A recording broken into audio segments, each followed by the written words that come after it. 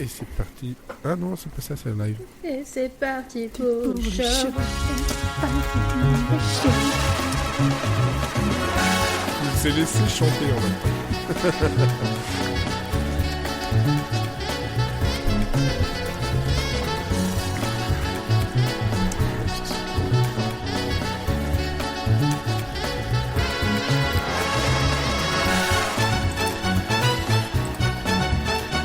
Je baisse un peu en avance parce que j'ai remarqué que quand je coupe pas carrément le son dans le fichier, parfois il met 10 secondes à couper avant qu'on ne parle. Merci l'enregistrement. Hein, de temps en temps, j'écoute un peu pour voir ce que ça donne le son. Hein, comme l'épisode de la semaine dernière. Alors, épisode 12 de la saison 9. Et on est beaucoup. Oui. On est beaucoup. Ça faisait longtemps. Et ça faisait longtemps, effectivement. Et là, quand je regarde l'écran, on est dans une parité parfaite. Ouais. 3 hommes et 3 femmes. Est-ce que c'est déjà arrivé? Qu'est-ce qui veut dire que c'est une femme? Il y a pas longtemps, Il y a pas longtemps, on était à parité, il y avait moi et Fred. On était un homme et une femme, C'est vrai. Le pire, c'est que Sarah, je l'ai préparé le truc du côté qui s'est dit quand tu es une femme. Moi, je m'identifie comme une tractopelle. Bon. D'accord. Si tu veux, écoute. Je suis un pas, tractopelle. Donc 3 femmes, 2 hommes et un tractopelle. Ouais. Oui, il n'y a plus la parité. C'est une catégorie sur Pornhub. Allez. Bon. Vous avez entendu Olivier. J'ai beaucoup trop d'images en tête là. Wow. Bon, ça peut être aussi un animé japonais. Non, mais t'imagines Titan, mais avec un tractopelle. Tractopelle. Oh mon dieu. Tractopelou. Je suis sûr qu'on cherche, on peut trouver quelque chose Et là-dessus. comme les meilleurs pornos, ça se passe aussi en Camargue.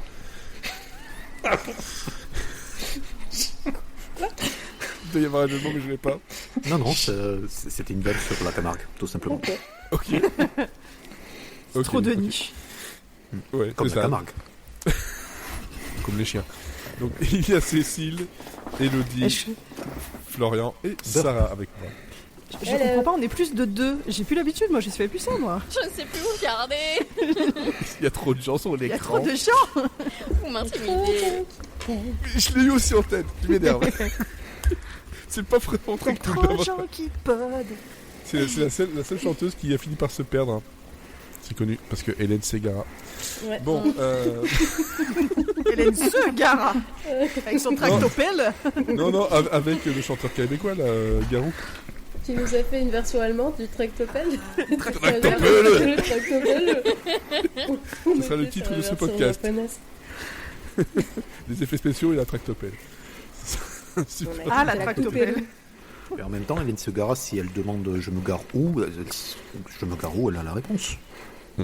Donc Garou peut l'aider. Oui, Et oui. tout à fait. Olivier, il est là. D'accord. Garou, Il est la en train de termite. se dire, est-ce que c'est trop tard pour partir? Je sors ça. discrètement du cadre. C'est quoi ce bouton rouge là? Livre. Livre. Live or let live. C'est Olive. Olivier, Ah oui. Et Tom. tu vas devoir changer ton pseudo sur Riverside. C'est ça.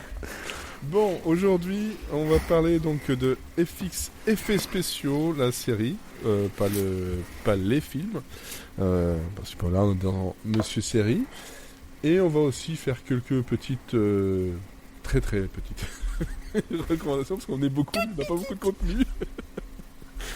Donc, Olivier, justement, on va commencer par toi. Qu'est-ce que tu as regardé ces derniers temps ?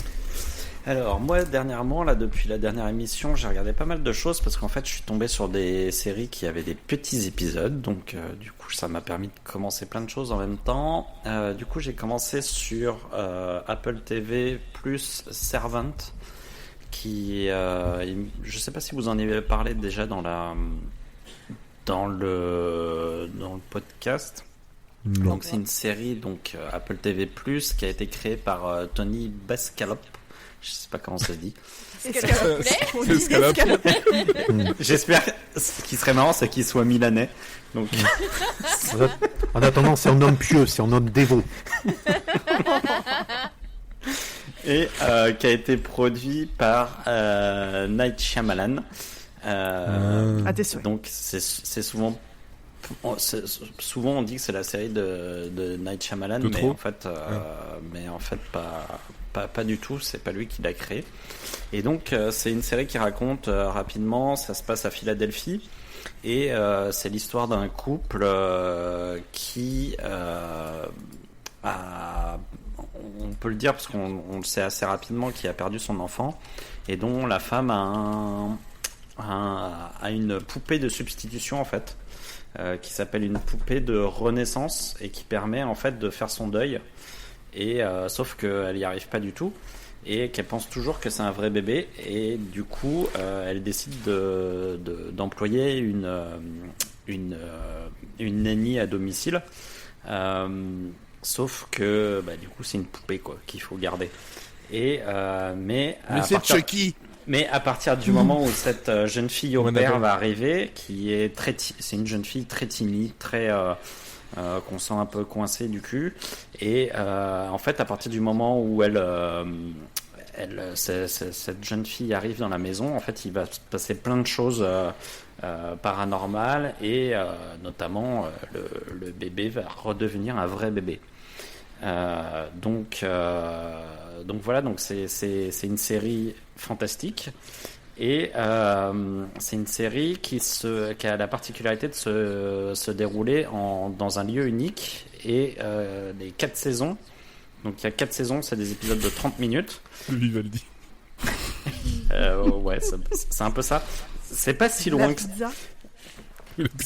c'est pas si loin que ça, parce que en fait ce qui est important, donc ça se passe que dans un seul décor, ça se passe que dans la maison pendant 4 saisons, et les seuls décors un peu extérieurs qu'on a, c'est la rue qui est en face de la maison et le parc qui est en face de la maison. Donc c'est vraiment, tout est ramassé dans un tout petit espace, Peu cher en décor, quoi. et il se trouve que c'est pas si loin de Vivaldi, parce qu'en fait la rue en fait elle change complètement d'atmosphère en fonction des épisodes, et en fonction de l'état d'esprit des personnages. Donc des fois c'est l'hiver, des fois c'est l'automne, des fois c'est l'été, des fois c'est le printemps. Donc c'est un peu comme cette semaine en fait. Parfois c'est c'est ça. le printemps, parfois c'est l'hiver, parfois on sait pas. C'est ça, exactement. Et donc c'est une série, c'est une série dans laquelle on retrouve Lauren Ambrose, qui était la Claire de Six Feet Under, et qui est une actrice que j'aime beaucoup. On a Toby Kebbell, qui joue le père, et qui est en fait un cuisinier. On sait pas trop, on sent que c'est un mec qui a du talent pour la cuisine, mais on sait pas trop pour qui il bosse. On a l'impression qu'il bosse un peu pour des personnes riches et tout, mais il bosse toujours à la maison, donc on sait pas trop exactement ce qu'il fait. Et il participe à des shows genre Top Chef en tant que juré. Et sinon la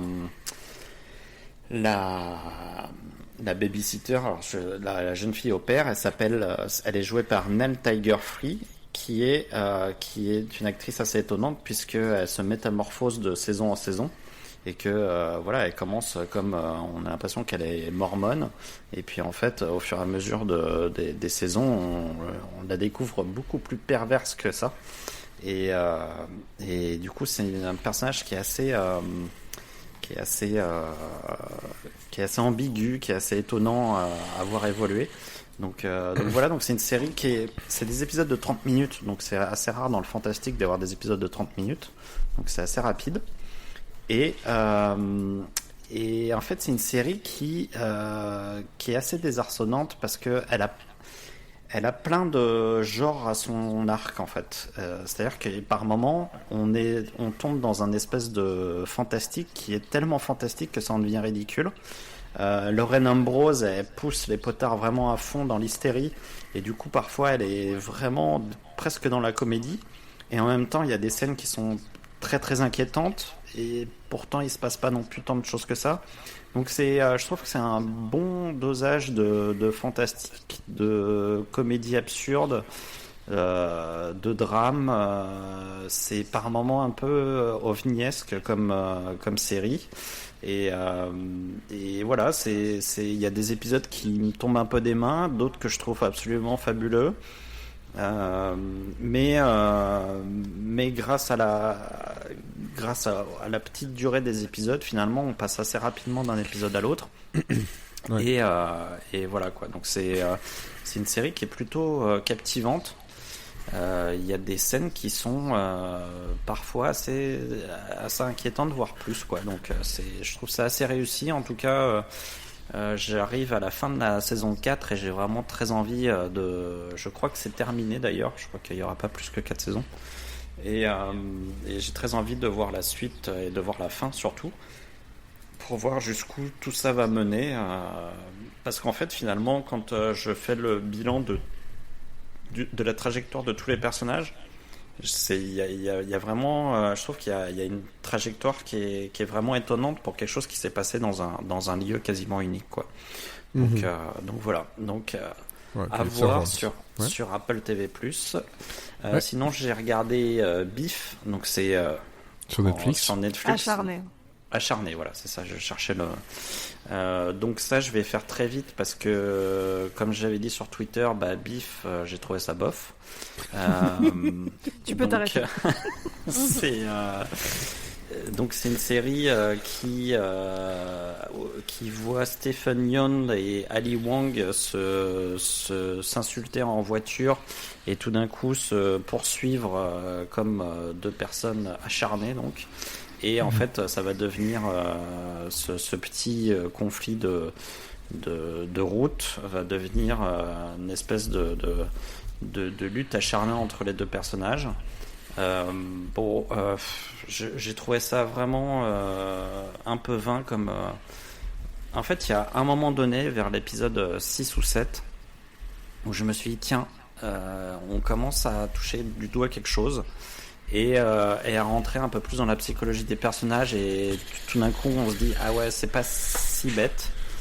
Et puis en fait ça revient très vite sur on s'engueule, on se poursuit, et en fait je me suis dit ah merde, ils sont vraiment passés à côté de quelque chose d'intéressant, parce que en fait ça aurait été ça pendant 1 ou 2 épisodes, et puis après petit à petit on aurait eu une vraie psyché des personnages, un vrai truc qui nous aurait amené à un endroit où on s'attend pas que ça nous amène. Ça aurait été vraiment intéressant. Moi j'ai l'impression qu'entre le début et la fin, finalement on nous a donné une petite promesse au milieu, et que finalement à la fin j'ai dit bon, ça servit à rien, quoi. Bon, t'as été jusqu'à la fin, parce que moi j'ai fait 3 épisodes et puis je fais c'est bon. Yes. Ça va pas plus que ça. Pourtant, tout le monde le vendait beaucoup sur les réseaux sociaux, ce truc-là, il y a quelques mois, et je me dis bon, on va voir, mais... Après, je pense que je pense que ça peut être, je pense qu'il y a des gens qui peuvent trouver ça fun à regarder, parce que je pense que les acteurs sont bons, enfin c'est vraiment c'est des super acteurs. Le côté on se défonce dès qu'on se voit, c'est voilà, il peut y avoir un côté cathartique.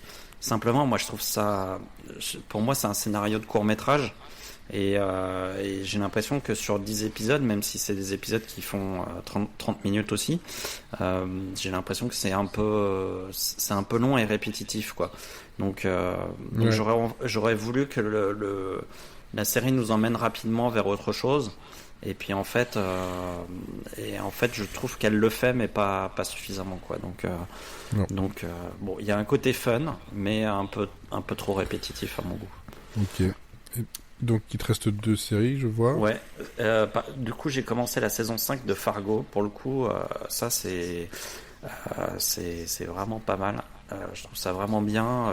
J'avais pas vu les 2 dernières saisons, parce que je trouvais que la saison 2 était moyenne, et puis j'avais pas trop envie de m'y remettre, mais non, ouais, c'est avec Juno Temple, que j'aime beaucoup comme actrice, avec évidemment Jean Jambon, et je trouve c'est une série c'est une saison qui gagne en intensité et en comment dire, en puissance au fur et à mesure. Et en fait, ça devient de plus en plus cauchemardesque. Et en fait, c'est assez glaçant de se dire que ça a vraiment existé, cette histoire-là, et de se dire qu'il y a quand même des tarés sur Terre, et notamment aux États-Unis. Et vraiment, quand on regarde la série avec le prisme de se dire que c'est une histoire vraie, putain, c'est quand même vertigineux, quoi. Ouais. Et bon, moi, je suis pas très client des true crime, des machins, mais je trouve que en fait, on n'est pas du tout dans ce registre-là. Pour le coup, c'est vraiment assez rapidement, ça va vers le terrain de la femme battue, d'essayer de comprendre comment une emprise masculine peut avoir lieu sur une femme qui pourtant est une femme forte. Donc ça peut être dur. C'est une saison que je trouve assez dure. Moi. Enfin, je me souvenais pas que les précédentes saisons de Fargo pouvaient être aussi compliquées. Parce que bon, dans toutes les saisons il y a de la violence et tout, mais là je trouve que c'est une violence qui est particulièrement dure à supporter, notamment le dernier épisode que j'ai vu qui est l'épisode 8 il me semble. Et donc voilà, donc c'est un petit trigger warning quand même, c'est que c'est une série c'est une saison qui est un peu violente à regarder, mais sinon je trouve qu'en termes d'écriture c'est vraiment bien fait, en termes d'interprétation c'est vraiment nickel. Et tous les personnages sont vraiment bien croqués, tous les seconds rôles sont très bons, et vraiment on sent qu'ils ont mis une vraie, ils sont vraiment appliqués à rendre l'histoire à la fois fluide et à la fois suffisamment dense pour que tous les personnages qu'on croise aient quelque chose à nous dire et à nous raconter, quoi. Donc c'est. Et ça, tu regardes où ça, Fargo ? Alors ça, c'est sur MyCanal. Donc c'est Canal+ qui diffuse au rythme des États-Unis.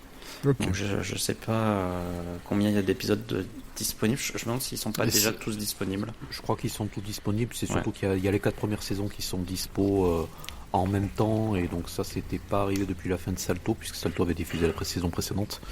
Et voilà. Okay. Rip Salto, tu me manques. Il y a 4 personnes que ça manque, Salto. Eh ben j'en suis. S'il n'en avait qu'une, je serais celle-là. Et donc le dernier. Et enfin, Poker Face, donc qui est arrivé sur en même temps que TF1+, oui. Donc qui est une série créée par Ryan Johnson, donc qui est vraiment un hommage à Columbo, avec qui reprend la structure des épisodes de Columbo, avec en début d'épisode le meurtre, on voit tout ce qui se passe, pourquoi il y a le meurtre et qui le fait, et après on a l'enquêtrice qui pour le coup n'est pas une enquêtrice, qui va résoudre le meurtre et qui va trouver le moyen de confondre le meurtrier, et parce qu'elle sent quand la personne ment. C'est ça. Donc elle a une espèce de sixième sens qui fait qu'elle sait exactement quand une personne ment. Donc et en fait, il se trouve qu'elle est en cavale un peu, puisqu'elle est poursuivie par une espèce de mafia. Donc en fait, elle passe d'une ville à une autre pour fuir cette mafia, et au cours de son voyage et de sa fuite, elle a pas de chance parce qu'elle tombe que sur des meurtres. Donc c'est vraiment pas de bol. Et donc elle va résoudre à chaque fois les meurtres. Donc moi j'aime beaucoup le côté, je trouve ça très fun, le côté hommage à Columbo, parce que je suis vraiment un grand fan de Columbo. Je pense que je les ai tous vus, j'en ai revu beaucoup. C'est Natasha Lyonne qui joue le personnage de Natasha Lyonne est joué par Charlie Cale, non, je me suis embrouillé, je sais plus. C'est Natasha Lyonne qui joue Charlie Cale. Exactement, voilà, c'est ça. Putain, j'ai le prénom et donc c'est une super actrice qu'on avait vue dans Orange is the New Black, qui était déjà excellente dans la Russian Dolls. Et dans Russian Dolls, mais j'avais pas vu Russian Dolls, j'avais vu que des extraits. Mais ça a longtemps été sur ma liste, et puis c'est passé. La saison 2 est censée arriver. Donc, je regarderai à partir de la saison 2, tiens. Enfin, à partir du moment où il y aura la saison 2. Oui, ok. Et donc, du coup, ouais, non, c'est une super interprète parce qu'elle a un vrai naturel, un vrai charisme. Donc, du coup, à chaque fois qu'elle arrive à l'écran, elle envoie du bois, quoi. Et moi, la seule chose que je trouve dommage par rapport à un Columbo, c'est la durée des épisodes. Alors, je pense que c'est la seule fois de l'année où je vais vous dire ça, c'est que je trouve les épisodes trop courts. Et en fait, un Columbo, c'était 1h30. Là, c'est des épisodes de 45 minutes. Et je trouve que le meurtre n'a pas assez de temps pour se mettre en place. Et du coup, ça va très vite. Ça va un peu trop vite. Et voilà, donc du coup, j'ai plus de mal à rentrer dans l'histoire qu'avec les Columbo. Mais... Ouais, moi, quand j'en avais parlé en reco il y a déjà un petit moment maintenant, c'est justement un des points positifs que j'avais, c'est que on se tapait pas encore une série qui dure 1h30 pour dire dure 1h30, quoi. Après, c'est surtout que moi, ce que j'aimais dans Columbo, c'était quand ça devenait un duel, vraiment un vrai duel. Et ça se met en place avec le temps. Donc pour ça, il faut vraiment bien connaître la psyché du meurtrier pour voir jusqu'où il est capable d'aller. Et puis après, il faut qu'il y ait un jeu du chat et de la souris qui se mette en place. Là, le problème, c'est comme elle arrive relativement tard dans l'épisode, Natasha Lyonne, du coup, elle résout le truc très rapidement, surtout qu'avec son 6e sens, c'est assez facile parce qu'elle arrive, elle voit que le mec ment, elle sait que c'est pas lui. Donc après, il faut qu'elle trouve le moyen de le confondre. Donc ça... Je trouve que ça va un peu trop vite et que du coup ça manque un petit peu pas de conflit, mais je trouve qu'on pourrait avoir un peu plus le côté duel entre le meurtrier et elle. Mais bon, ça reste quand même un moment sympa à passer. Moi, je sais très bien que le soir, je me mets un épisode de 45 minutes et je passe un bon moment et voilà, quoi. Donc Et puis surtout, en fait, ce que je trouve le plus intéressant dans la série et qui est le plus marrant, c'est en fait de savoir comment ils vont réussir à la faire arriver sur ce meurtre, en fait. C'est parce qu'en fait, comme elle passe de ville en ville, à chaque fois, il faut trouver une astuce pour qu'elle se retrouve mêlée à ce meurtre. Et du coup, ça, je trouve ça assez malin parce que d'un point de vue scénaristique, c'est assez balèze de trouver à chaque fois une astuce différente. Et on sent qu'ils se sont amusés à essayer de la mettre dans des situations complètement différentes et à faire en sorte qu'elle se retrouve à chaque fois mêlée à quelque chose de criminel. Donc je trouve ça assez fun à suivre. Voilà. Ouais, je confirme. J'ai une bonne et une mauvaise nouvelle. C'est que Russian Doll, il y a déjà une saison 2 de diffusée en 2022. Ouais, la mauvaise, c'est que comme la saison 2 existe, tu vas pouvoir commencer Russian Doll à la saison 2. Oui, genre ma liste est très courte et j'ai rien d'autre à regarder. Contrairement à Elodie. Oh là là. Qui ne s'en sort plus. Ne s'en sort plus. On en est à... Attendez. Oh il le met même plus. Ah si, 3131 épisodes à regarder. Ah oui. Ouais. Moi avec mes 100 épisodes de retard là, je suis... 5800. Voilà. Allez. Mais vous êtes fous. Non mais j'ai le Doctor Who classique. Ça pète toutes les stats. Ah oui, tu m'étonnes. Vous trichez aussi. Quand je vais commencer Frasier, ça va augmenter un petit peu. Ouais. De quelques centaines, mais c'est pas grave. Ouais. C'est très bien, il faut le faire. Il faut faire Frasier. Bientôt. Vous voyez ça où, vos trucs à regarder, là? Bêta série. Bêta série, ouais. Pour moi. Moi aussi. Je remute mon micro. Non, moi de mon côté, ce que j'ai continué, donc j'ai terminé Fisk, dont je parlais il y a 2 semaines, et franchement c'est con qu'il n'y ait pas plus de saisons. Vraiment, c'était vraiment très très cool, très drôle, et les personnages sont super. Sacré abattage fiscal. Effectivement. Et pas tabatage cash fiscal, bon c'est un à peu près, oui, que j'ai un peu dérapé. Sinon il y a voilà, il y a Ghost qui est revenu enfin, voilà, donc la saison 3, donc je suis très très content parce que ça commençait à manquer. comme beaucoup de séries de network, en fait, avec la grève, forcément, ça a tout décalé. Par contre, la grossesse de l'actrice est tellement mal cachée. Oui, ça. J'aurais préféré qu'il l'intègre parce que là, ouais, non. De toute façon, c'est toujours compliqué, ça. Hein. Franchement, toujours. À chaque fois, ça se voit trop. Ou alors qu'il nous fasse une nounou d'enfer, quoi, avec des trucs énormes pour la cacher. Mais là, il cache même pas. Non, il cache même pas. C'est limite, tu te dis, mais ils vont annoncer quand qu'elle est enceinte de 6 mois, là. Non, elle a juste bouffé 12 tacos. Ouais, non, mais voilà. mon mec s'en est aperçu, c'est te dire combien c'est pas caché. Ah ouais, d'accord, on en est là. Ah ouais. Et sinon, il y avait aussi Curb Your Enthusiasm qui est donc la dernière saison qui vient de commencer et ça fait vraiment bien plaisir. Il va falloir bien savourer cette dernière saison, hein, parce que c'est vraiment un truc qui va aussi manquer. Donc voilà, c'est des trucs rapidement, puis le reste, ça sera pour le recours après quand on aura parlé de FX effets spéciaux. Et si je suis bien le programme, tout le monde, il n'y avait rien d'autre niveau truc, à part peut-être Cécile. Tu mets ça en non-reco ou en... Non, parce que je vais en parler très rapidement, parce que j'ai pas envie de détailler la chose. J'ai testé pour vous, et je vous confirme qu'il ne faut pas le faire. Ne faites pas ça chez vous, ça a été fait par une professionnelle. Vraiment, si vous souhaitez conserver votre santé mentale, ne regardez pas La Brea. C'est mauvais. Oui. C'est très très mauvais. C'est immonde, il ne faut pas regarder ça. Ils ont tout ce qu'il faut pour faire une bonne série et ils foirent l'intégralité. C'est abominable.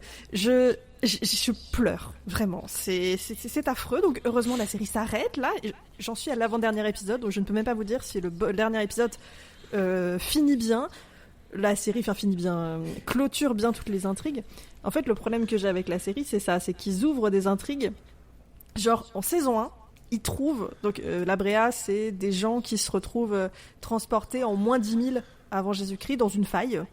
Voilà, et donc ils se retrouvent dans le passé. Sur l'avenue de la Brea. Voilà, la faille s'ouvre à la Brea et ils se retrouvent en moins 10 000. Ils savent pas comment ils sont arrivés là et surtout ils ne savent pas comment revenir parce qu'ils sont au milieu d'un champ. Il n'y a pas de dinosaures. Parce qu'on est dans en le moins 10 000. premier épisode, il y a des ptérodactyles. C'est le seul épisode que j'ai vu. Il y a des petits pterodactyles dans le premier. Ouais, c'est Il y en a dans les derniers parce que c'est des petits rodactyles. C'est des petits rodactyles. C'est des petits les rodactyles. Non mais il y a des rhinos laineux, il y a des trucs comme ça, mais après c'est que des rhinos laineux. Oui, non, c'est des genre rhinos laineux. et ils sont laineux, ils sont trop mignons. C'est comme des moutons mais avec des rhinocéros quoi. Bah c'est des rhinocéros avec plein de poils. Ouais. C'est trop mignon. C'est la version Il y a des tigres à dents de sable, des choses comme ça. Alors, il y a des bestioles dans le premier épisode. En Écosse.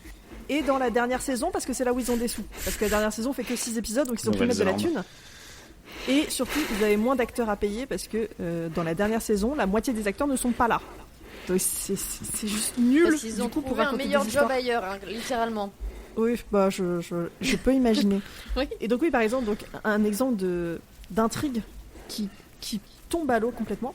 Ils trouvent de l'or. À l'appel. Non, mais une caisse. Au tractopelle. En moins 10 000, ils trouvent une caisse d'or, de l'or des Espagnols. C'est pas les nazis. Ouais. Non, c'est pas de l'or nazi, c'est de l'or d'Amérique du Sud. C'est de l'Eldorado quoi. C'est du Cortés. Et à un moment, ils se disent ouais, on va la ramener dans le présent, comme ça on sera super riche. C'est le mine. Puis ils n'arrivent pas à revenir dans le présent. Et cette caisse, elle disparaît. Plus jamais on ne parle de l'or. Il y a une caisse énorme d'or. Mais alors il se barre, hein. Elle est dans mon placard. Et non voilà. mais pourquoi? Et donc toutes les intrigues sont comme ça. Ou alors il y en a un, il a des visions. Bon, on découvre que ces visions, c'est des souvenirs. Donc, bonne nouvelle, il y a une raison pour laquelle il avait des visions. En saison 2, il a des visions qui sont inexpliquées. Du futur. Bah super. Pendant toute la saison, je me suis dit non, mais Et il a ils un vont compte l'expliquer. TikTok qui dit qu'il vit en 2055. Mais non, mais je me suis dit c'est bon, ils vont l'expliquer. En fait, il va être revenu dans le temps et c'est pour ça que c'est des souvenirs. Non, c'était juste, il a eu une vision du futur et c'est pas expliqué. Ok. Bah moi ça m'énerve. Je suis désolée, c'est pas possible. On peut pas écrire une série comme ça avec les pieds. Si, apparemment on peut parce que. On peut et on peut la diffuser, c'est ça le pire. Ça s'appelle Flash Forward d'ailleurs. Oui, Non, c'est ce que j'allais dire. non. Flash Forward, c'était bien. Moi, je soutiens encore Flash Forward. Non. Le pilote était sympa. Après. Bah, c'est qu'en fait, c'est une série Comme le concept. bus. Ils auraient pu. si tu les laisses finir, ça aurait pu conclure correctement. Mais là, la Brea, je suis même pas sûre que la conclusion ne m'ira pas. Et j'en suis à me dire que c'est en dessous de Manifeste. Et pour moi, c'est dire beaucoup quand même. Ah, oui, putain. Ah non, mais c'est vraiment une purge. Hein. Mais moi, c'est mon c'est running une back purge, c'est préféré. atroce. Il y avait quand même un petit titre quand même là. Si tu me laisses finir, ça ira bien. Je crois que j'aurais préféré regarder ça. Oh bon. Pour T'aurais eu un plus de Camargue, plaisir. apparemment. Ça va bien se passer. Ah, donc voilà, ne regardez pas la Brea, vraiment. La saison Ok. 1 est disponible sur TF1+, ce n'est pas une raison pour la regarder. Par contre, très Ok. bonne série pour faire des jeux à boire. Vraiment. Chaque fois que c'est Ah, gênant, j'imagine. buvez. Un mauvais fond vert. Ah allez. donc, c'est pas la Brea, c'est l'abreuvage. Allez, je rame, j'attaque. Bon, est-ce qu'on est bon pour les mini-recos de début ou on peut passer C'est bon, aux bon. effets spéciaux? Oui, ceux-là qui ont Oui. un peu plus de budget que la Brea. Ouais, et c'est triste de dire. C'est quand même triste, hein, effectivement. C'est quand même il y a tant. Donc, FX, effets spéciaux, on a regardé donc le pilote. Je pense pas que quelqu'un a regardé plus que le pilote pour cette fois-ci. C'était déjà 1h30 donc. C'est déjà un une peu heure et demie. moins. Ouais, c'est un double épisode de 40 minutes. Qui est une série donc qui date de... Et là j'en fais plus sur l'année. 96 au Oui, Canada 96. et aux Voilà. États-Unis. Et c'est en 97 en France et jusqu'à 98 sur M6, puis Série Club et dernièrement sur Virgin 17 en 2010. Voilà. Qui se Et souvient en de Belgique, Virginia c'était Dernièrement, où, il y a 14 Frédéric ans quand même. Et en Belgique, j'ai pas. C'était Retoel TVI, non? Je pense que c'était sur RTL, oui, je pense. Ok. Je n'ai plus l'info. Et donc, il n'y a pas de titre québécois, hein, c'est FX Effets Spéciaux, alors que la série s'appelle FX The Series, parce qu'il y avait eu donc 2 films avant ça, un en 86 et un en 91, voilà. Et Donc, ensuite, on ne un parle candidat pas. de la Star Academy. Oh putain, Oh là là, c'est long. Oh là là. il a fallu Ok. le Il temps fallait que ça je la fasse place le quelque part, c'est là. Ouais, Bien joué. ouais, titre. Titre. Donc c'est une série qui a 2 saisons, 39 épisodes, dont un de voilà, d'à peu près 1h30, donc le pilote. Et ça parle de quoi? Ça parle d'un ancien cascadeur, enfin ancien cascadeur non, c'est un cascadeur encore là, mais qui est surtout pour les effets spéciaux, qui s'est spécialisé là-dedans, et il va mettre à bien ses connaissances pour aider un ami policier qui s'appelle Léo McCarthy, de la police de New York, et qui va servir souvent à faire tomber les méchants criminels. Et il va tomber lui-même pas mal. Il va également s'exploser le genou dans la deuxième partie du pilote. Donc Oui. ce qui explique aussi pourquoi il est en passé de cascadeur, c'est que c'est vraiment dans son passé. Voilà. Alors ici déjà, on va commencer par qui l'a regardé en VF, par moi. Moi. Ah, bah en fait tout le monde Eh l'a ben, regardé tout en le VF. Super. Ah non, mais trop de C'est souvenirs. compliqué à c'est obligé. trouver déjà en VO, et puis oui, effectivement. En VO, il y avait, comme je dis toujours, il y a moyen. Et, Oui, et sur mais YouTube en plus, tout comme la VF. Mais c'est surtout le truc qui est très très cool, c'est que donc le rôle principal, c'est Éric Legrand qui fait le doublage, et ça fait plaisir parce que j'aime beaucoup la voix d'Éric Legrand. On ne t'entend pas, Olivier. Le seul problème, c'est que c'est des gens qui sont nés en 1920 qui ont fait l'adaptation. Parce que vraiment, les expressions qui sont utilisées sont. Oui. On a beaucoup ri, mais. Parce que vraiment. Je n'ai pas eu ma maison dans une pochette surprise. C'est vraiment, il y a Ça des moments où participe au j'étais là, charme. je me dis, mais putain, c'est Emmanuel Macron qui a écrit le truc, quoi. C'est pas possible. Il C'est manque pas- la poudre de perles Le à parfum. carabistouille. C'est- Effectivement. Alors, Sarah. Donc je Eh vais ben, commencer par toi. figurez-vous que moi, en fait, je regardais cette série quand j'étais jeune. J'avais juste complètement oublié l'existence de cette série.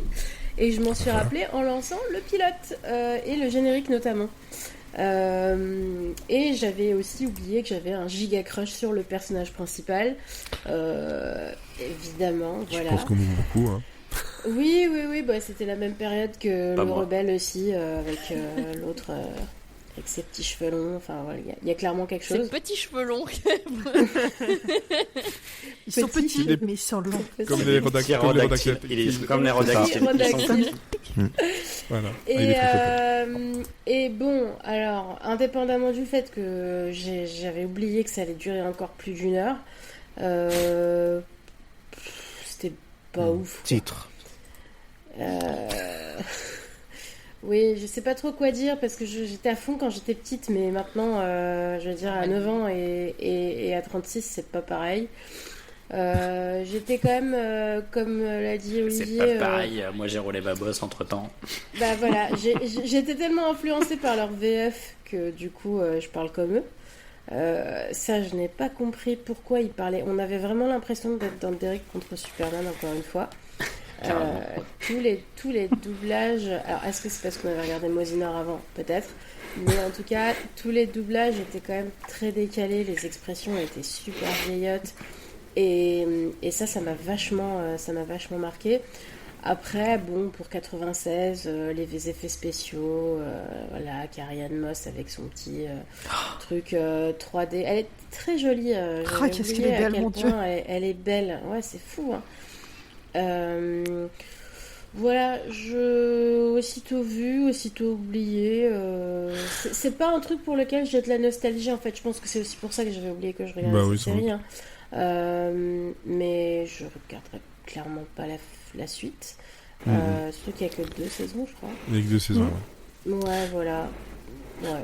Ce que je trouve dommage par rapport à un truc qui parle d'effets spéciaux, c'est que les premières images que tu vois, c'est une dame devant un fond vert mal détouré, dégueulasse. Moi, c'est un peu ce qui me pose problème avec le truc, c'est que c'est un truc qui te parle d'effets spéciaux et que les effets spéciaux sont vraiment pas bons, quoi. Et tu te dis, tu dis 96, c'est peut-être l'époque et tout, mais en fait non, parce que Buffy c'est un an plus tard et Buffy c'est d'un autre niveau au niveau des effets spéciaux, quoi. Donc, tu veux dire que effets spéciaux numériques ou maquillage, tu veux dire? Presque tout. La saison 1 de Buffy, niveau effets spéciaux numériques, franchement. Parce que là, tu satures. Pardon. Non, effectivement, la saison 1 de Buffy, elle fait mal au cul. Hein. Je sais que j'adore cette série. Pas à ce point-là. Non, mais là, ce que j'ai trouvé dommage, c'est que tu vois, t'as toute une histoire où ils doivent remplacer ils remplacent quelqu'un avec un masque en silicone, en gros, et pour que la chose soit ressemblante, en fait, le mec de base a le masque en silicone. Mais c'est ça, exactement. Alors, plutôt que de prendre un acteur, de poser un faux masque et qu'ensuite, ce soit de nouveau cet acteur-là qui joue et en mode waouh, le maquillage est tellement bien fait, on voit pas la différence. Non, ils ont pris, c'est pas un acteur, c'est un masque en silicone qui reproduisent et qui est dégueulasse. Je me mais pourquoi? Et là, franchement, il y a même pas. Il n'y a pas l'excuse de c'est le remaster qui fait un peu ressortir les défauts. Non, on l'a regardé en qualité dégueulasse, c'était déjà dégueulasse. Ah non, c'est vraiment. Tu vois le mec arriver, tu fais mais en fait c'est un méchant qui est déguisé. Non, c'est censé.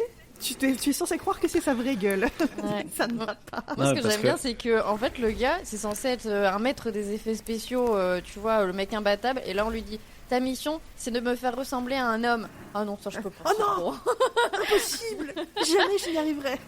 Par contre, je peux te faire un dragon, mais...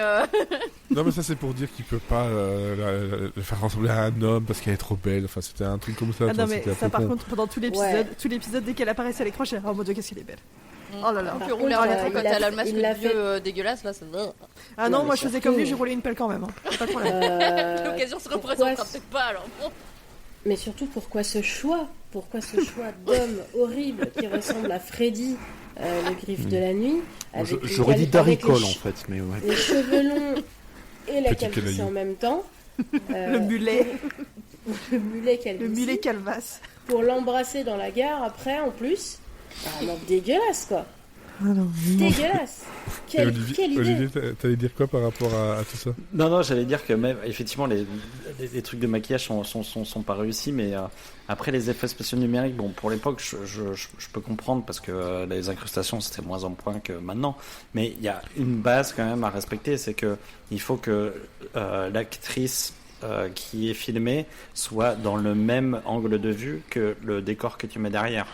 Donc, et ça n'a rien à voir avec la qualité des ordinateurs qu'on avait à l'époque. C'est-à-dire que là, le problème, c'est que les arrière-plans étaient pas dans le même angle de vue, donc t'avais un truc qui était légèrement en plongée et l'autre qui est de face. Donc c'est très étrange, c'est-à-dire qu'à un moment donné, t'es là, tu te fais, c'est pas possible en fait. Mais je te dis, t'aurais pu choisir des trucs genre Mission Impossible où quand tu mets un faux masque, et ben tu changes d'acteur et voilà, et tu dis que c'est super bien fait. Et c'est un truc qui est vieux, on va dire limite vieux comme le ça. monde, mais et ça marche. Et en plus, là, compris. c'était une série pour le faire. Mais non. Et ça marche très bien, ça fait l'affaire. Là, tu comprends pas pourquoi ils ont déjà mis le masque tout moche.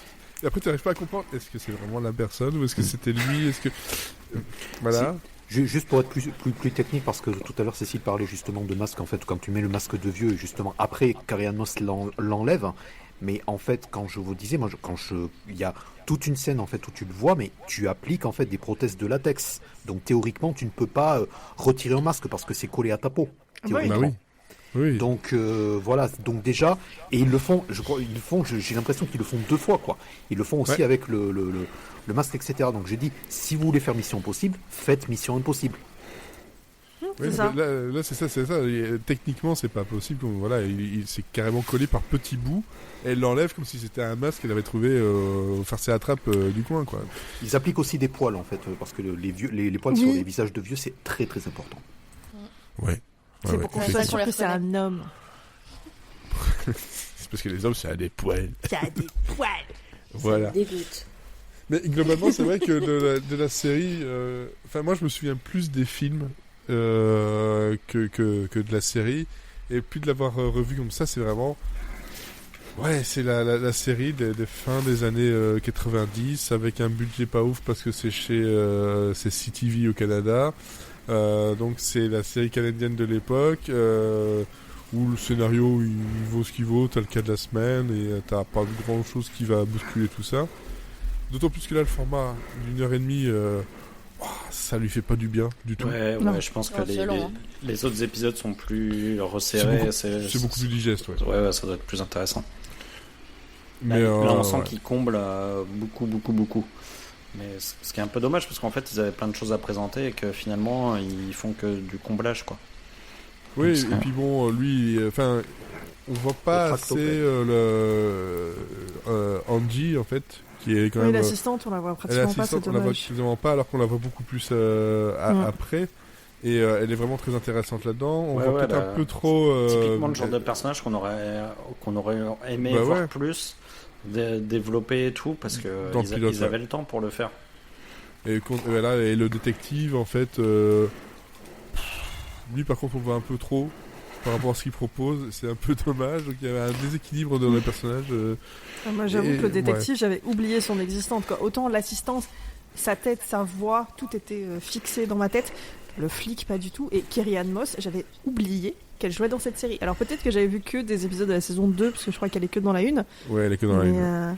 Mais ça me disait... Et le flic aussi, je crois. Donc peut-être que c'est pour ça. Mais ça me disait rien du c'est le flic qui est remplacé par une détective en saison 2. C'est une détective, voilà. Ils ont rajouté plus de femmes. Pourquoi ? Moi, je ne sais plus. Pourquoi ça... Il y a eu un qui disparaît. Non, c'est juste pour changer un peu peut-être des films.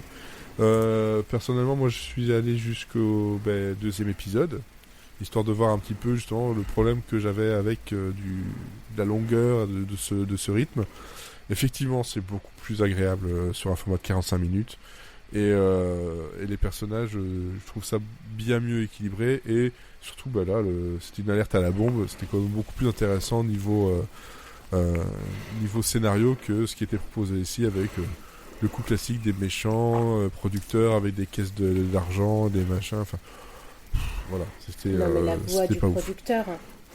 Oui, la voix en français. du producteur en français. c'est... Mais alors mais attends, qu'est-ce que tu lui trouves de mal? Ouais, mais alors en VO, c'était pas loin non plus hein. Voilà. L'adaptation niveau texte, ça, c'est une chose, mais niveau voix, on n'était pas si loin que ça pour la plupart. Hein. Voilà. Ouais, c'est fauché et. C'est un peu. C'est marrant parce que pendant tout l'épisode, je me disais que ça ressemblait un peu à à du MacGyver, mais du version Wish, en fait. et en fait, c'est marrant parce que quand j'ai vu le nom du producteur s'afficher à la fin de l'épisode, j'ai fait ah mais putain, c'est le producteur de MacGyver, quoi. Et donc c'est Stephen Downing, donc c'est quand même en série, le producteur est quand même très important. Et le mec, il a quand même fait Hooker, K2000, MacGyver. Donc c'est quand même 3 séries où on retrouve un petit peu ces éléments-là dans FX Effets spéciaux. Et sauf que en fait, ça fonctionne pas, quoi. Et qu'on a l'impression qu'il a essayé de réappliquer des recettes qu'il a appliquées toute sa carrière. Il avait fait Robocop aussi. Donc qui était pas si mal, enfin faudrait que je revoie ça, mais il me semble que la série était pas si mal. Et voilà, on a l'impression qu'il a pris plein d'ingrédients qu'il a fait dans ses séries précédentes, puis qu'il en a fait FX effets spéciaux, sauf que ça fonctionne pas trop, quoi. C'est assez. Ouais. Et puis le souci qu'il y a clairement avec ça, c'est que par rapport au film, c'est un peu plus fauché. Donc t'y crois moins. Et il y a un côté peut-être un peu trop léger, alors que FX Effets spéciaux, le film était un peu plus sombre, surtout le premier. Et je sais pas, il y a une espèce de relecture des personnages. C'est ouais, mais là, il y a un traitement qui est léger volontairement parce que à la fin du pilote, il tue un mec parce que il fait s'écraser un hélicoptère, le gars qui était dedans, il a explosé avec, ça ne pose aucun problème. Après, il repart là, on est content, on a gagné. T'as tué un gars Pardon. Clairement, c'est vraiment pour un network, quoi.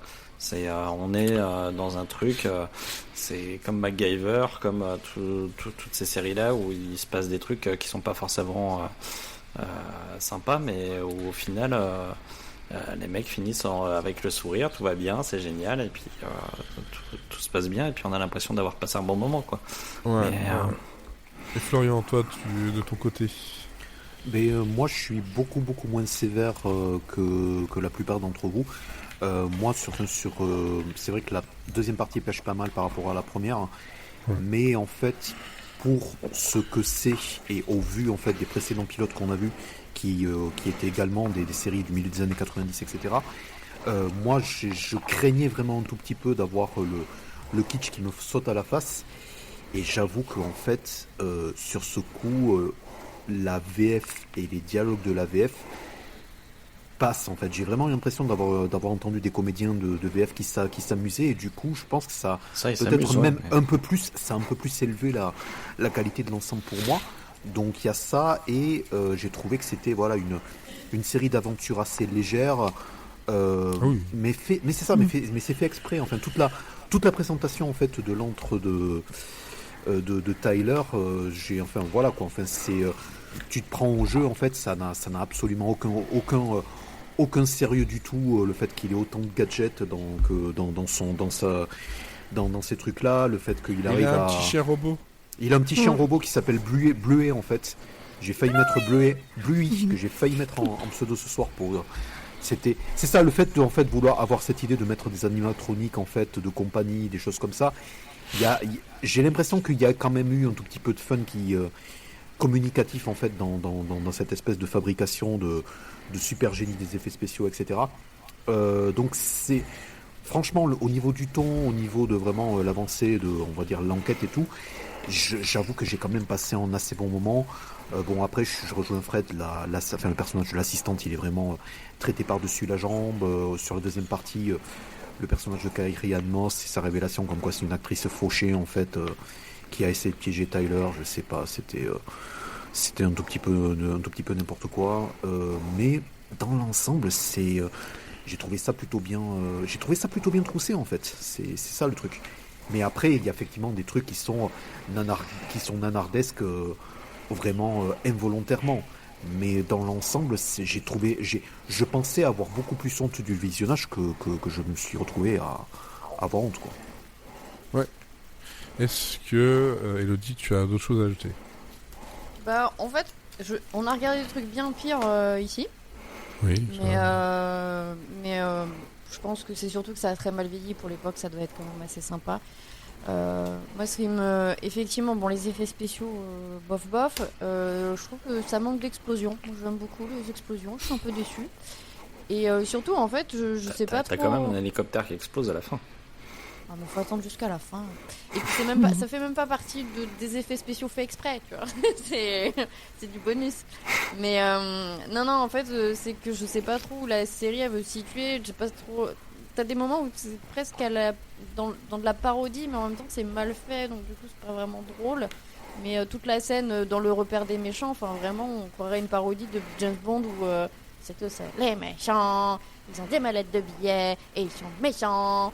Et en fait, c'est tout quoi. Mais on n'en fait rien. Mais tout est un peu ridicule. Et puis, je sais pas, le scénario, il est pas très crédible. Et puis, en même temps, on s'en fout quoi. Donc, je sais pas.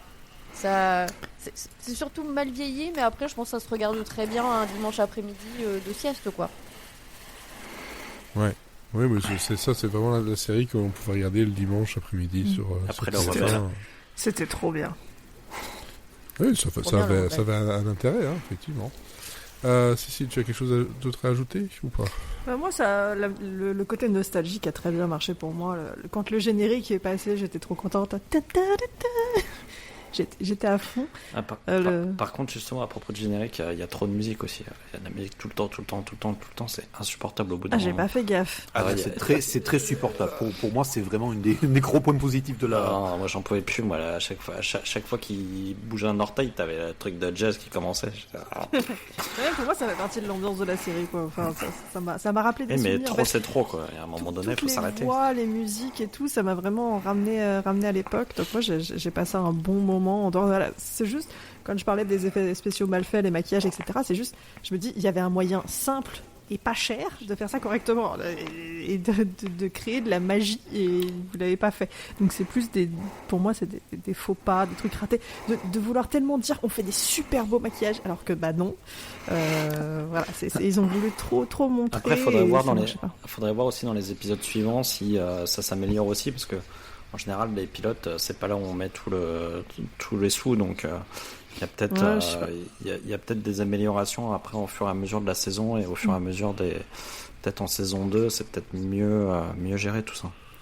Mais après, moi, ça tape aussi dans des styles que j'aime bien. J'aime beaucoup tout ce qui est magie, heist, choses comme ça. Il y avait une série qui était dans cette idée-là, Deception, il y a quelques années, que j'avais trouvé vachement bien, où c'était un magicien qui faisait des enquêtes et c'était exactement en fait la même idée que là dans les Je me suis arrêté à la photo promo de Deception tellement j'étais mort de rire en fait. Je me suis juré de jamais regarder cette série. Moi, j'ai trop kiffé. C'était trop bien.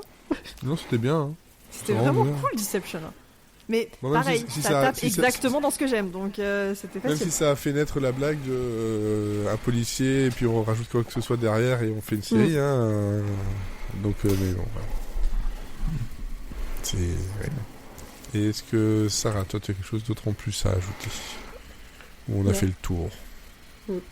Ça suffit pour cette série, je pense. Elle ne mérite pas plus. Ah, d'accord. Non, mais par contre, j'avais une question parce que vous parliez de dimanche après-midi, parce que du coup, moi, je ne savais pas si ça passait dans la trilogie du samedi ou si c'était. Pour moi, c'est un truc d'après-midi. Moi, j'arrive plus à savoir. C'était l'info. le samedi après-midi. Enfin, moi, je crois que c'était le samedi après-midi, genre. Comme ça, Non. Alors, à la base, c'était samedi après-midi, genre à 13h20, à la place des rediffs de Code Quantum et tout. Et après, ça a été diffusé en semaine vers 18h. Ouais. Okay. Alors. Dans la liste que je trouve à chaque fois, elle fait partie de la liste de la trilogie du samedi. Il y a ça a été diffusé, mais je crois que c'était la saison 2 en fait. Ils l'ont diffusé genre un peu plus tard. Peut-être effectivement, mais oui, elle en a fait partie. Ok. Non, parce que oui, ça je me rappelle bien. Et puis pour en avoir justement discuté aussi avec ma femme qui elle a regardé la trilogie, elle dit ah bah oui c'était dans la trilogie. Donc après, est-ce que c'est la saison 1 ou 2 ? Voilà. Mais oui, ça en fait partie, effectivement.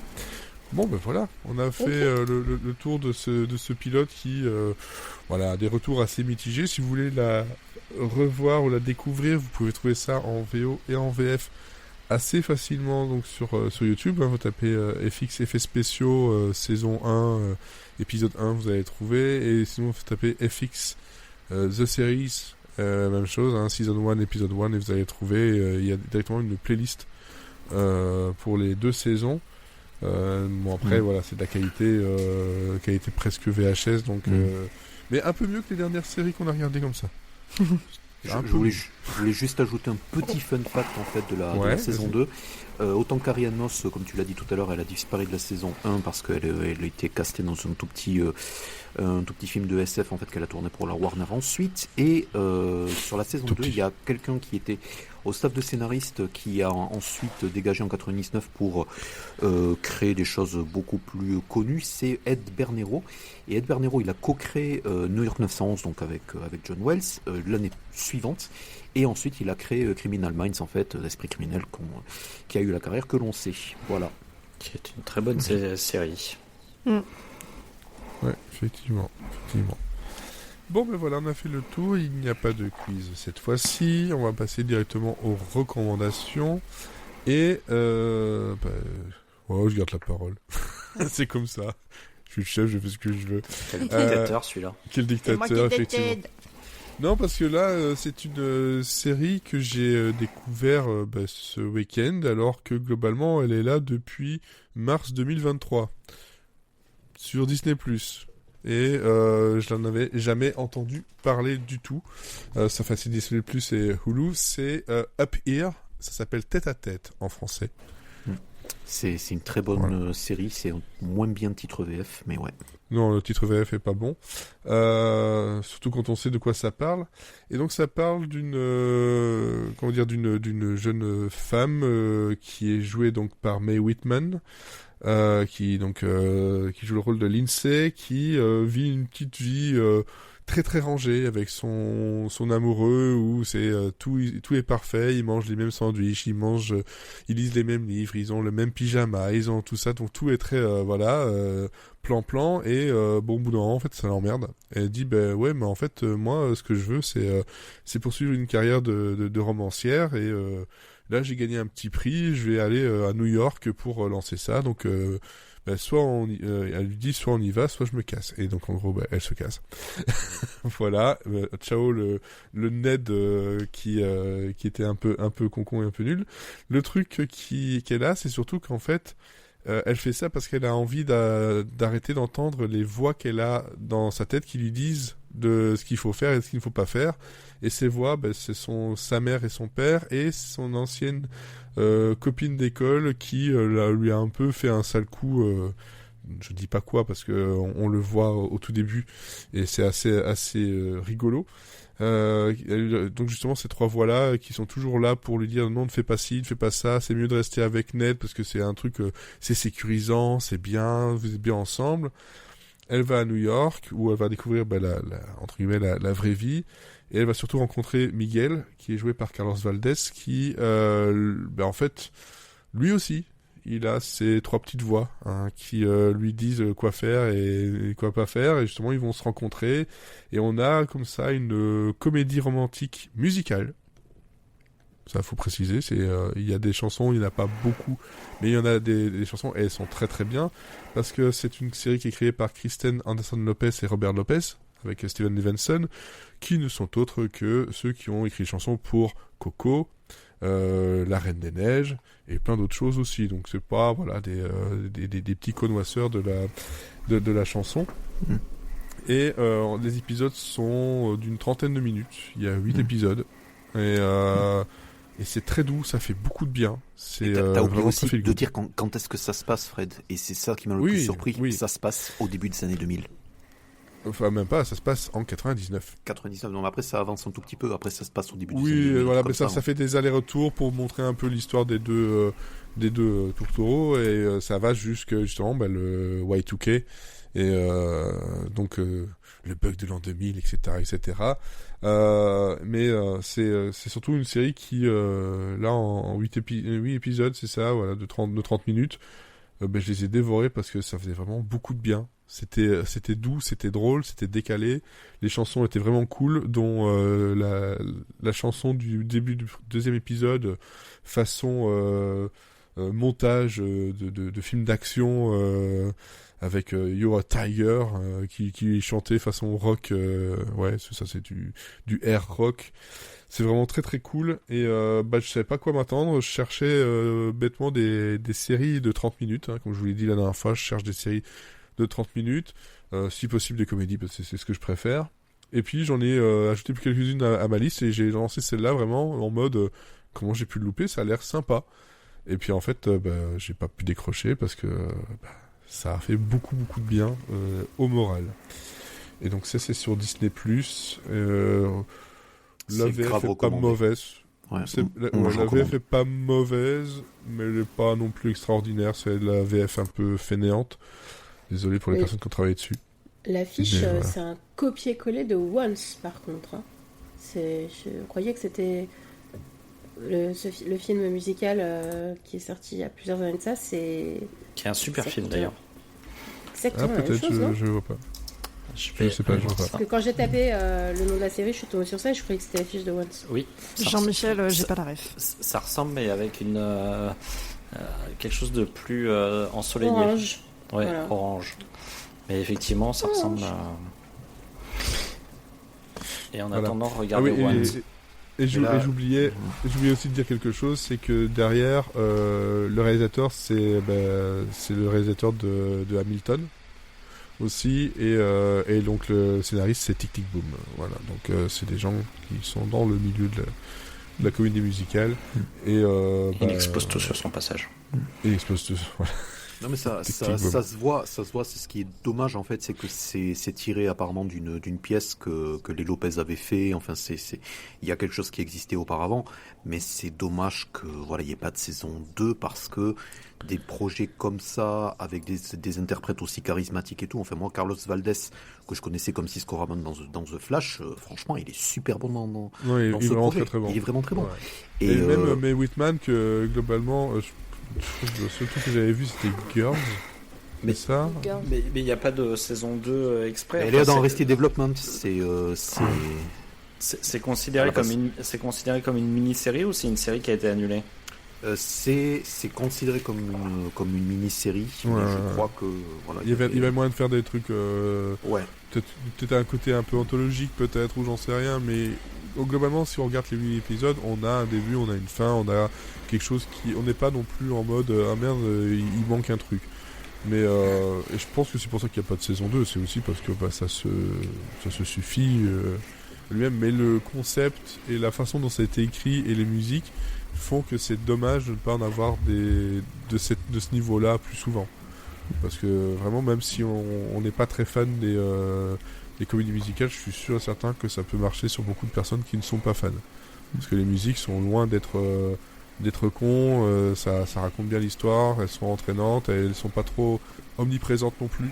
Parce que toi, dans beaucoup de séries et comédies musicales, sur les 30 minutes, on a peut-être 15 qui vont être de la musique. Ici, c'est pas le cas. T'as peut-être un grand maximum, un tiers de l'épisode où c'est chanté. Mais c'est chanté, c'est drôle et c'est surtout bien amené et pas mis au tractopelle. Voilà. On y revient toujours. On y revient toujours. Voilà, donc ça c'est mon conseil. Ça se trouve sur Disney+. Allez-y, c'est vachement bien. Et puis là, je pense que c'est de ton côté, hein, Olivier. Si je me trompe pas. Non, c'est Elodie. Non, c'est Elodie. Oui. Moi, je vais vous parler de Somewhere Boy, qui est disponible sur MyCanal et qui, comme je suis très en retard dans mes séries, est sorti en 2022. Est sorti en 1989. Alors, quand même, je remonte pas jusque là parce que là, on va plus s'en sortir. Somewhere Boy, c'est une petite série, c'est une mini-série en 8 épisodes et c'est des épisodes de 30 minutes, incroyable. Du coup, je l'ai regardé en une semaine, parce que moi il me faut bien une semaine pour regarder 8 épisodes de 30 minutes. Mais après, non, c'est le genre de série où il faut quand même pas binger, parce que sinon t'es pas très bien à la fin. Pour résumer, de quoi ça parle Somewhere Boy? C'est une série qui nous vient de Grande-Bretagne. On est vraiment dans la campagne anglaise, comme vous pouvez l'imaginer. Genre, c'est vert. Et dans cette campagne bien verte, il y a une maison un peu paumée, avec les fenêtres complètement barrées. Et en fait, à l'intérieur de cette maison, vit un père et son fils. La maman est décédée il y a bien des années. Et en fait, ça a été un traumatisme pour le papa. Et il a décidé d'enfermer son fils dans la maison. Son fils qui était alors un tout petit bébé. Et donc, fils qui n'a quasiment jamais... C'est votre retour. C'est un peu ça. Fils qui n'a du coup jamais trop connu le monde extérieur, et donc son père lui dit il faut absolument pas que tu sortes de la maison parce que dehors il y a des monstres et c'est eux qui ont pris ta maman. Et en fait il lui fait croire cette mascarade là pendant des années jusqu'à ses 18 ans. Et en fait à ses 18 ans, c'est pas un spoiler mais je vous le raconte comme on le voit dans le premier épisode. Le papa une balle dans la tête. La sœur du papa, donc la tante du gamin, débarque dans la maison, récupère le gamin, donc les services sociaux débarquent, la police et tout ça. Et donc le gamin va aller habiter chez Tata. Tata qui est dans une famille recomposée. Donc elle a eu un premier fils et le père de ce premier fils est assez absent. Il n'a pas trop envie d'avoir quoi que ce soit à faire avec le gamin. Et elle s'est remise en couple avec un autre monsieur et ensemble ils ont eu 2 petits. Donc tout le monde n'est pas hyper OP au début de l'accueil parce que forcément un gamin qui a 18 ans et qui a jamais vu le monde extérieur, il est un petit peu chelou quoi. Mais en même temps, est-ce qu'on se sent vraiment de le laisser aux services sociaux alors qu'il a une famille ? Donc ils vont l'accueillir et ça va être un peu à la fois l'histoire de comment tu te réadaptes dans un monde où tu dois découvrir qu'en fait pendant 18 ans de ta vie tu as cru que le monde extérieur n'existait plus et qu'il était rempli de monstres et en fait le monde extérieur il est incroyable. Et en même temps, ce fiston, il va apprendre la vraie histoire de sa maman, découvrir que les monstres, ça existe un petit peu parce que sa maman a effectivement été tuée, et que lui, son papa, il lui a appris comment on s'occupait des monstres à l'extérieur et qu'il aimerait bien venger sa maman. Donc voilà, j'en dis pas plus parce que vraiment 8 épisodes de 30 minutes, ça passe très vite et il y a beaucoup de révélations dans le dernier épisode. Et c'est ça qui est bien, c'est que même si au départ, il y a des choses qui peuvent paraître un petit peu facile parce qu'on se dit ouais mais un gamin qui a jamais vu le monde extérieur franchement je pense pas qu'il aurait cette réaction là et tout. C'est assez bien construit pour qu'à la fin ça tous nos doutes soient apaisés. Tout est très bien expliqué. C'est assez fantastique comme série. Dans le rôle principal de Danny, donc le gamin une fois adulte, on va dire, il est joué par Lewis Griben, que vous avez peut-être aperçu dans Trainspotting, le 2. De mémoire, il joue la version jeune de Johnny Lee Miller. Donc il est... Bon, c'est pas un grand rôle, mais voilà. Après, en même temps, les acteurs anglais jeunes, on les voit pas beaucoup dans d'autres trucs, quoi. Mais il est fantastique parce que vraiment, c'est un squelette sur pattes. Il est un peu flippant au début, mais en même temps, il est tellement touchant. On a envie de lui faire des câlins et lui dire mais t'inquiète, ça va bien se passer. Tu peux pas te casser. C'est ça. C'est exactement ce que j'allais dire. Faut pas le serrer trop fort, quoi. C'est ce qu'on appelle une cracotte. Ça fait mal. Et en fait, ouais. T'allais dire quoi comme bêtise ? Non, c'est horrible. Une cracotte. Oui. Une cracotte, ouais. Et ce qui est super aussi, c'est que en fait, dans cette famille, donc il a son cousin qui est un peu, en fait, il veut jouer le gros dur, genre parce que fin d'adolescence et tout, mais en fait, le gamin, le pauvre, c'est un nobody, il a pas d'amis, tout le monde se fout de sa gueule, il essaye de s'intégrer et il se fait rejeter de partout. Et du coup, il voit Danny arriver et il se dit, voilà, je vais au moins être un peu le héros pour quelqu'un, parce que de toute façon, il connaît rien à la vie, donc il peut pas s'imaginer que ma vie c'est de la merde. Sauf qu'il se rend bien vite compte parce que Danny, ok, il a vécu 18 ans enfermé, mais il est pas non plus complètement con.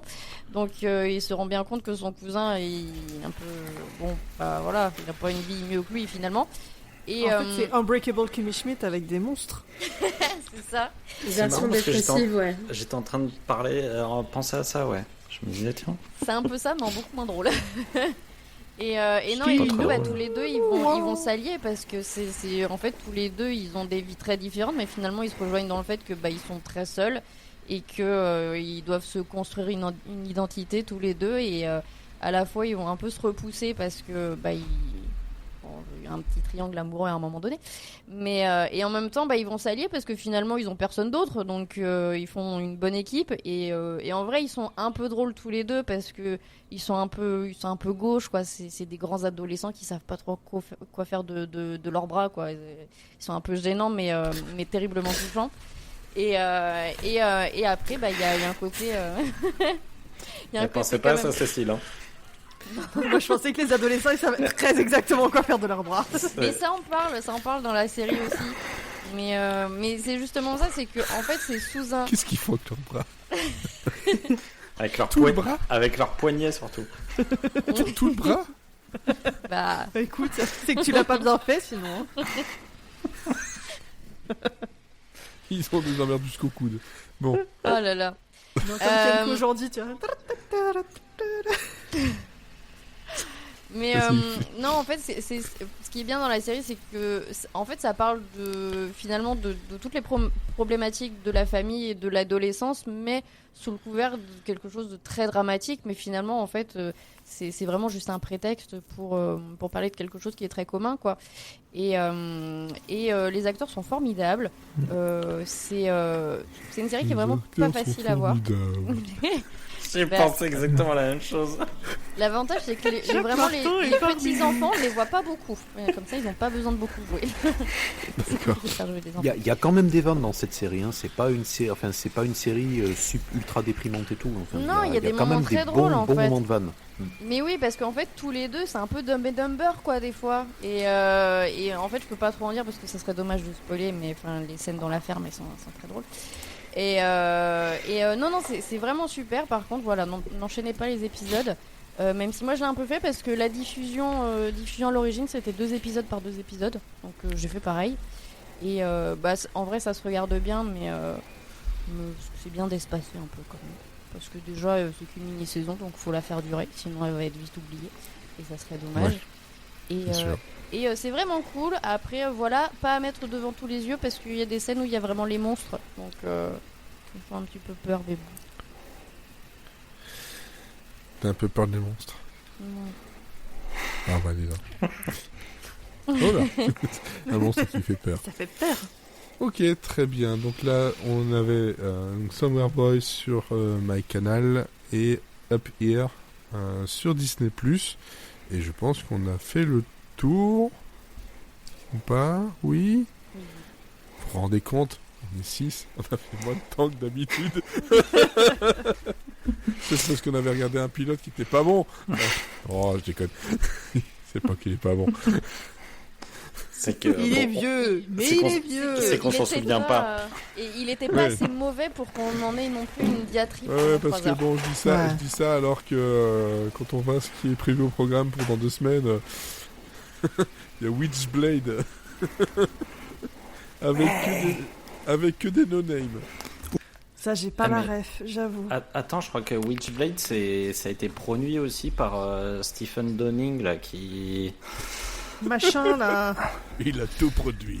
Ah non, excuse-moi. C'est Rien que l'affiche, ça donne envie. C'est Witchcraft qui l'a produit. Ah non, c'est pas pareil. Mais là, c'est une série tirée d'une BD. Ah, voilà. Moi, l'affiche, je me dis, ouais. Oh, c'est la Warner. Oh, c'est la Warner. Ça sent le bon CW bien pourri. Exactement. Et je me demande si est-ce qu'on regarde le pilote télé ou est-ce qu'on regarde le film d'origine, Frédéric? Vu que c'est Monsieur Série, t'as la réponse. Il y a un téléfilm avant, donc c'est pour ça que c'est un peu embêtant. Mais si t'as envie de te faire du mal, tu peux regarder les deux. Tu peux. Et c'est moi qui l'ai suggéré, Elodie, donc j'y vais, moi. Bah oui, lui, il est chaud, lui. Tu nous racontes. Alors, et la semaine prochaine, ce sera donc la deuxième partie du phase B sur l'arme fatale, avec le 3 et le 4, et l'alarme fatale. Ah, mais c'est avec la meuf de...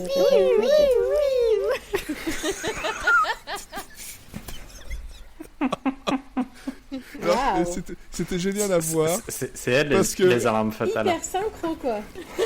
C'était super synchro et elles étaient autour de Sarah qui a levé le sourcil, genre, qu'est-ce qui se passe? Elle était entourée par l'alarme de pilule.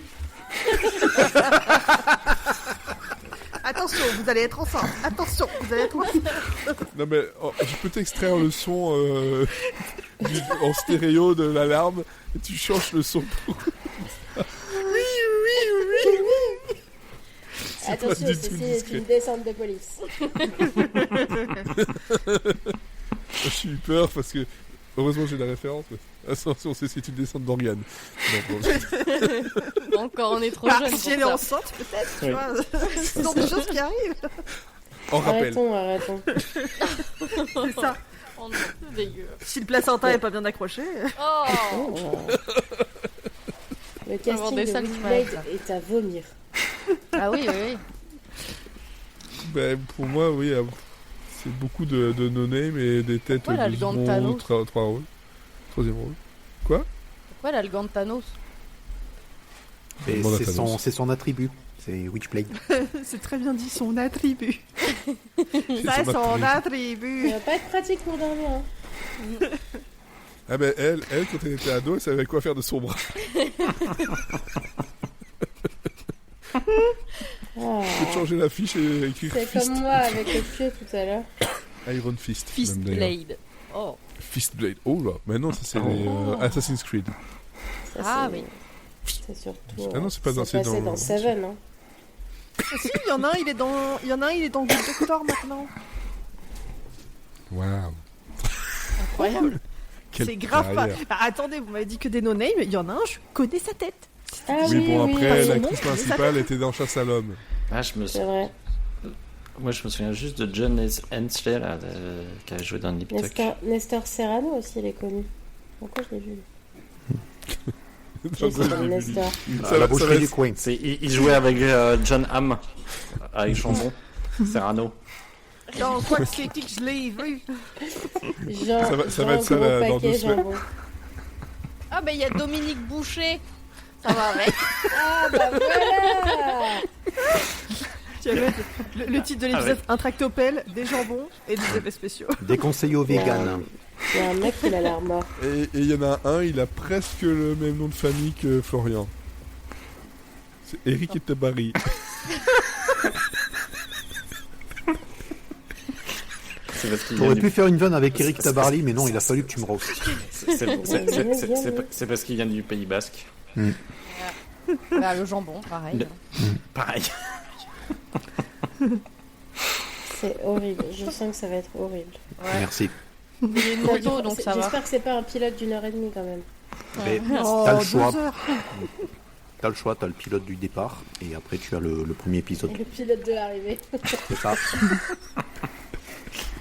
Pilote de ligne aussi. C'est Top T'as le Gun. pilote et le copilote. Tu vois. C'est Top Sauf Gun. que le pilote de l'arrivée, il est ravitaillement tout le temps, quoi. Ouais. Non, Witchblade, je sais pas, c'est 45 000, je crois, je pense. On si je me verra. trompe Ne pas. gâchons pas la surprise tout de Ne suite. gâchons pas le plaisir qui nous attend. Non, mais si vous C'est matez ça. le pilote télé que vous matez rien, je sais pas. Non, mais j'ai envie de Que lire vous le comprenez comics rien, par hein. contre. Hein. Après, on peut peut-être aussi s'arrêter Est-ce là. qu'on comprendrait plus avec le téléfilm? Est-ce qu'il y a besoin de plus comprendre? C'est surtout ça. Est-ce qu'il y a besoin Est-ce qu'il y a Est-ce Est-ce- Moi, ce que j'adore, c'est que quand on attaque des séries de merde comme ça, c'est toujours aller sur IMDb et regarder le meilleur commentaire. C'est toujours un plaisir. Très salé. C'est quoi le commentaire? Tu l'as? Ah, je vais pas tout dire, il est très long. Mais, mais plus. en gros, le titre, c'est en le traduisant grossièrement, c'est terrible. Est-ce que quelqu'un s'est donné la peine de lire le script avant de le tourner? Ah, c'est chaud. Une des pires manières de s'attaquer à la fantasy. Non, je vous dis pas tout, c'est très très long, mais c'est très salé. Regardez, moi c'est toujours un petit plaisir. Comme les de jambon commentaires serrano. IMDb. C'est ce que Voilà. j'allais dire. Il y a long au et moins très salé. 4 fois le mot ugly. Non, long et très salé, je suis désolé, mais... C'est ça. Ça donne soif. Aussi. Voilà. C'est à quoi même Tu vas boire un truc, tu vas pas comprendre. On termine là-dessus. Allez, à la semaine prochaine. Ciao tout le monde. C'était la prime. Voilà.